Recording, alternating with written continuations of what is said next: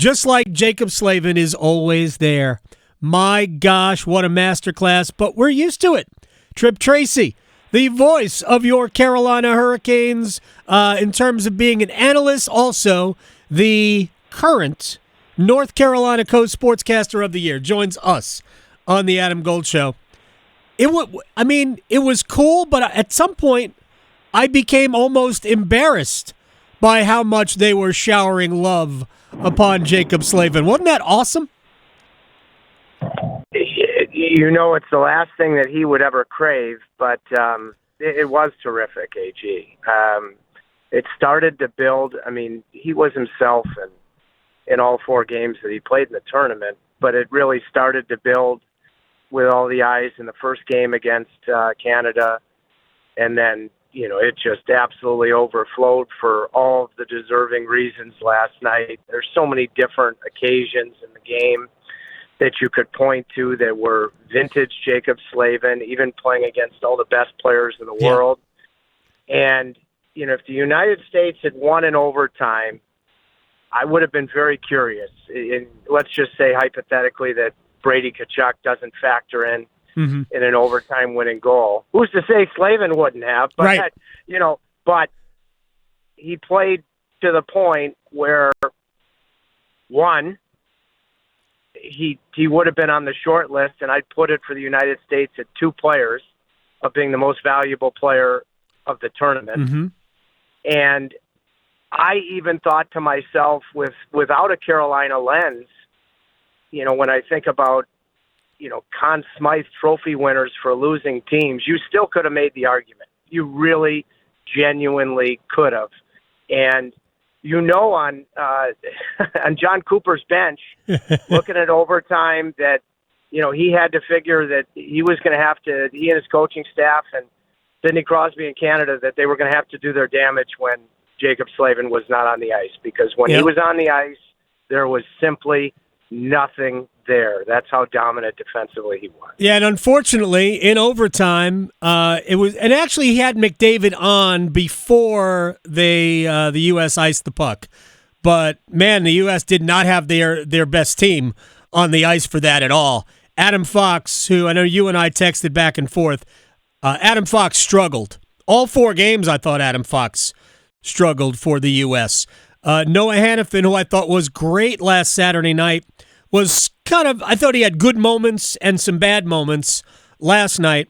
Hannafin didn't really do anything wrong on the ultimate game-winning goal, but there were a lot of mistakes. Brock Nelson was part of the icing mistake, and when you're basically hamstrung with who you're going to have out there, you just can't leave Connor McDavid wide open in the slot. I felt bad for Connor Hellebuck because he had 0 chance on that goal. Why wasn't Jordan Binnington the player of the game last night? Well, there's a lot to unfold in what you just said. Let me just hit it bang, bang, bang. Number one, it's the way things typically go that, the guy that would have been the American hero and was outstanding in overtime offensively, Austin Matthews, that he's the guy that chased into the corner. Meyer made just a high hockey IQ play. Fox is on the ice, because of icing. You could make the argument that, that you just give him offensive zone draws and you can't change off of icing, obviously, Adam. But you and I, when we were speaking offline, this is just being candid. I would have gone to 5 defensemen in the second period. That's not revisionist history. That's something that you and I shared privately. The guys could handle the extra minutes. Fox has struggled all year, and that extended right into the tournament. Binnington, I remember I had a lot of conversations with people from both the U.S. and the Canadian side, just, people, very curious what Canada would do after they lost the first game to the United States. And for me, based upon the fact that it was going to Boston, that was for me the central determinant, where Jordan Binnington had turned in one of the best Game 7 performances in, I think, it's Stanley Cup history, and leading the Blues to a Stanley Cup championship. If it's any other venue, there's a good chance that I make the switch to Adin Hill. But you don't do it going to Boston. And that certainly came to fruition. feel for Austin Matthews because he could have been the hero, but I certainly partner, and it's something, like I said, you and I talked about. I would have gone to 5 defensemen in the second period.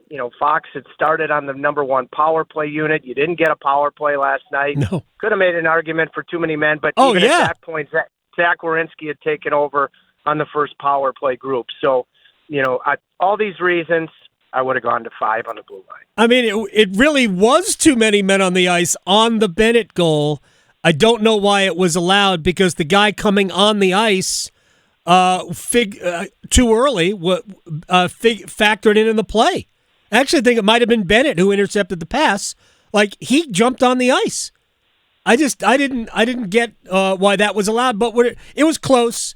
And that would have been the first and only USA power play. Vinny Trocheck committed the penalty for the other one, which wasn't a great penalty, but Carolina had no problem killing it off thanks to Jack Eichel and his skate and Jaccob Slavin and his stick. And again, Slavin was pretty good. What do you think Seth Jarvis, pretty good is an understatement, what do you think Seth Jarvis and Jaccob Slavin are talking about?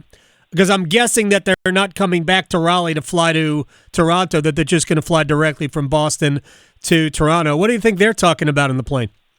Well, I can tell you that, both guys have spoken to today, and Jaccob actually, because I'm on the way to the airport right now, dropping off my dog and headed to the 2:00 charter. Jaccob wanted to fly back with his wife, Kylie, and the kids. So he actually flew back here early this morning. Wow. And he'll be on the charter. He and I, spoke, during the tournament with regularity. And, I don't know who's going to be the bench interview tomorrow night, but, Jaccob, as you and I both know, I mean, throughout the tournament, speaking about his play, it's always for him, AGTD, TG, all glory to God. And I think there needs to be more conversation about, whatever your faith is, that it allows you to live in a moment and perform to the best of whatever your individual capabilities are. Because I think that's a big part of why Jaccob Slavin is able to grab the moment. Can't wait to see him on the charter. We've spoken about just how stellar, in all caps, he was.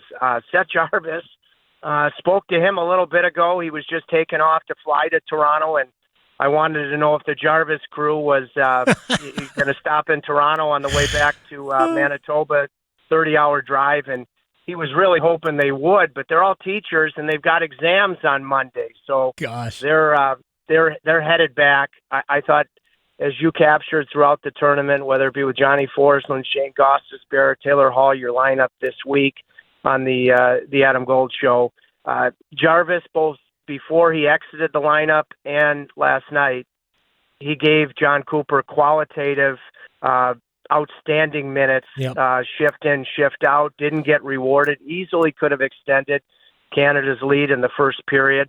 And you would have to think, aside from the fact he's got a medal that he'll always cherish, that he would now be the type of player, when you look forward to the Olympics in Italy next year, that he's on that team. It would be his position to lose. And he's earned every bit of it. And it was wonderful to see him provide on such a big stage what he provides for us on a nightly basis. And the truth is, I mean, he could have played a bigger role for Canada as well. I mean, he probably should have played a few more minutes. But I'm glad he drew in. I just figured that sitting next to Slavin, he would have turned to him at some point and went, "I could have had a goal, Jacob. Were it not for you." The shot clock in the third period, AG. I mean, that's the one that I'm going to dig in with both of these guys, because even Jarvis, knowing it's Jaccob Slavin, I do not know how you anticipate the athleticism in the slot of that block. That's one I'm looking forward to hot stoving about with both guys. Unbelievable stuff. All right, so real final thing for you. Because I don't think it's just Jarvis and Slavin. I think to an extent it's also Rantanen and Aho. How do you turn flip the switch and get back to, we're playing against Toronto, not Sweden, not the United States, not Canada? How do you flip the switch for these guys? I thought Connor McDavid was very candid about the formidable challenge that's going to be for all these players. I think for Jarvis, it's going to be a significant challenge considering that he was just part of a championship. Slavin, I just know his mental makeup that he's going to live in the moment, and I think he's going to be A-okay. Should really benefit from the fact that even an NHL pace is not what we just enjoyed, a home run, a grand slam for the NHL over the break. So I think he's going to be all right. Most importantly, I know you've spoken to Rod with regularity. I mean, there was major fear factor with the heavy minutes, and both of us believing, I think candidly so, that he was the United States' most important player, that he got out of it injury-free. For both Mikko Rantanen and Sebastian Aho, really, if you look at it objectively, a very mediocre tournament. So you hope that even though, they were on the ice for the first time today after, wisely the coaching staff giving them the last couple of days off, they've got something to prove, both of those guys. Because, I did not think that either one of them had terrific tournaments. And you've got this short runway now where you've got to really start to figure out where things are at with Mikko Rantanen. And Sebastian Aho wants him to be here for a long, long time, more than anybody. So I would think that the motor there for those two players to be able to have good things happen, as a tandem, and for the Carolina Hurricanes right out of the break. There's no, there is not a long runway to have good things happen and have Sebastian feel good about his game and Mikko Rantanen feel really good about Carolina. And so I don't really worry about those two players because I think there should be. We'll see how it plays out. A lot of self-motivation. No question about it. All right. Best to Frank. Best to you. We will see you very soon, Tripp Tracy. AG, you captured the tournament. Frank's shotgun right now. And I've been very fortunate that I caught you with John and then Shane and Taylor with Frank's shotgun, and he perks right up like he's listening to the Circle of Life, and he's mini Mufasa. So great coverage during the tournament, which was just A+ for hockey. Thank you very much. I'll talk to you soon, man. I'll talk to you tomorrow. You got it. Tripp Tracy here on the Adam Gold Show.